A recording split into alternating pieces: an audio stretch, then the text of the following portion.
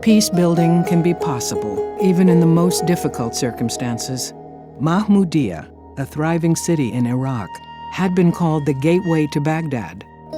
But by 2007, violence was at its peak. Local Sunni and Shia tribes and al-Qaeda insurgents were locked in a vicious cycle of violence and revenge. Many people had been killed, many more forced from their homes. Trade and transportation had been shut down. The district had become known as the Triangle of Death. U.S. Army Lieutenant Colonel William Zemp of the 101st Airborne Division was there. My name is Lieutenant Colonel William Zemp of the United States Army, and I'm an American soldier. The conditions when we got there were horrific. This is probably the best way to characterize it. It was not uncommon for people to be beheaded in the streets. The quality of life for the general population was dismal at best. The conditions were changing though. In the early months of 2007, combined U.S. and Iraqi forces and tribal militia had made progress in tamping down the violence and expelling al-Qaeda. With the change in the strategy and the political backing that we had during the surge, we had the resources for the first time in that area to truly bring some sort of stability where the norm could change. The local leaders were courageous enough to come forward at that time. Iraqi leaders asked U.S. forces for support to help them seize this window of opportunity for a peacebuilding initiative. You get to a certain point where the fighting is only going to get you a certain amount of returns. And everyone is either to a point where they're defending what they fought for, or they're trying to get back things that they've lost. Up until that time, because of the fighting, we could only engage the interest of each one of the tribal leaders individually.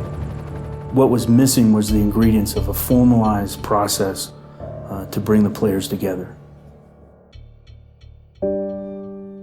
The U.S. military and the Department of State called on the U.S. Institute of Peace for help.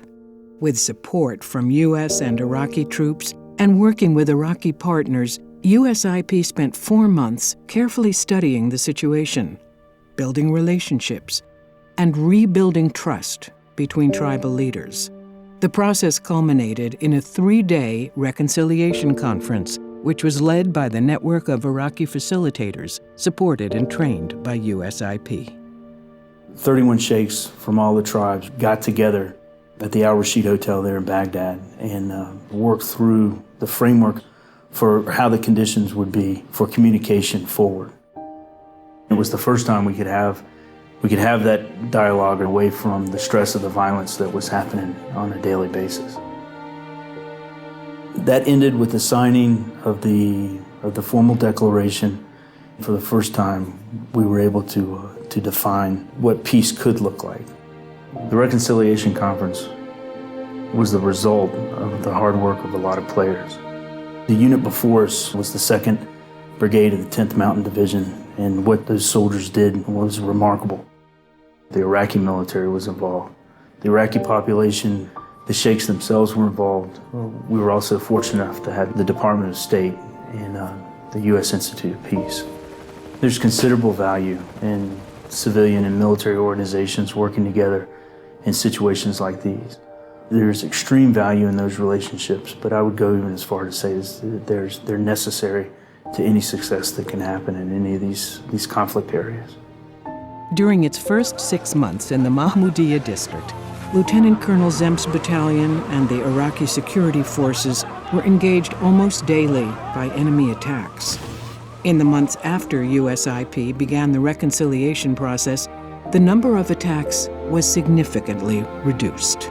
And in the end, the impact that it had on the Iraqi population was substantial. We went from it not being uncommon for people within the urban areas to be beheaded, for mass grave sites to be discovered, to the extreme of actually open markets, basically overnight, and then bringing commerce in from the villages surrounding. If we didn't have people there to help guide us, we would have just seen it through the prism of war and not looked for the opportunities that some of these resolutions could have helped with.